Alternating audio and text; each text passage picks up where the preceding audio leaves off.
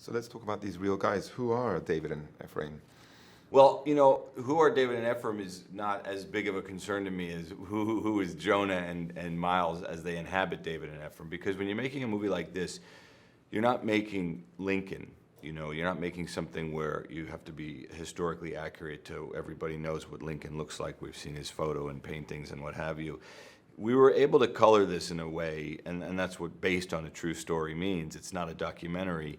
You're able to color it in a way that I think can be really appealing, and the characters, the actors are able to inhabit and bring what they want to bring to the characters in a really interesting way. So our first, while we wanted to present the facts of what happened, we wanted to do it in our own way, in our own language. So let's talk about the two guys that you've presented, these larger-than-life characters that I think you told me previously that they actually remind you of people that you know. I mean, that these guys exist in Miami. Yeah. I mean, Jonah really came in with a lot of ideas for Ephraim, and we really had fun with giving Ephraim a certain swagger that I think is really important. Whether it's his clothing, his hair, his laugh, the way he walks. He has this I love characters that are really confident that shouldn't necessarily be confident. And Miles is different. Miles is the guy we're watching the movie through his eyes. Miles we needed to be much more sympathetic and understanding of. And Miles came in and just, I think, grounds the movie in such a great way because of that. Well, that says also a lot about you as a director, because this movie has a tricky tone. I think you got it right. It's not a comedy, but it is funny. How would you explain the tone that you went for? I would explain it as real life. I mean, how often do you have a day that is fully dramatic, and how often do you have a day that is fully comedic? When you're doing something that's real life, in other words, every day is tonally shifts, right? So it's about, with comedies, you generally just make everything funny, and that means it's a comedy.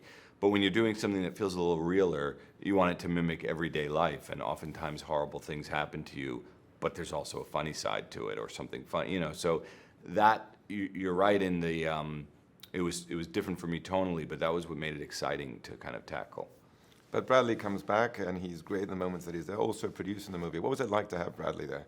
Bradley's one of my best friends. Ever since we started the Hangover movies, we just clicked in a real way, and to have him as a filmmaking partner on this, as a producer, was kind of invaluable. He's somebody, even before we started working together, I would show him drafts of things I work on. He shows me scripts he's thinking about acting in.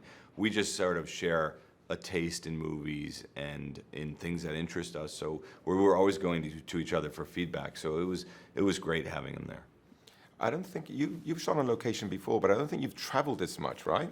Well, I mean, Hangover 2, we were in Bangkok for a long, long time, but we never bounced around quite as much.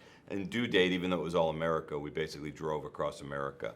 But no, I mean, we were in like 5 different countries or something. I mean, this was pretty chaotic.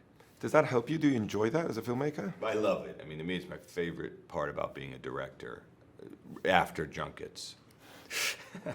It's my favorite part of being a director is that ability to kind of go to foreign countries, walk through people's houses on location scouts, see how people live, and really that chaos of shooting on location always finds its way into the movie, and I think really informs the film in a really interesting way.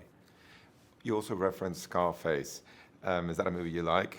I really did like Scarface growing up. It wasn't one of my favorites, but that's more, the idea of, I know kids who grew up in Miami, and they all really hold Scarface as their movie. It's one of the rare movies that were shot and took place in Miami, and they feel this kind of weird ownership over it. And for this movie, as these guys are kind of wannabe gangsters, it felt like a good pairing, and it felt very real.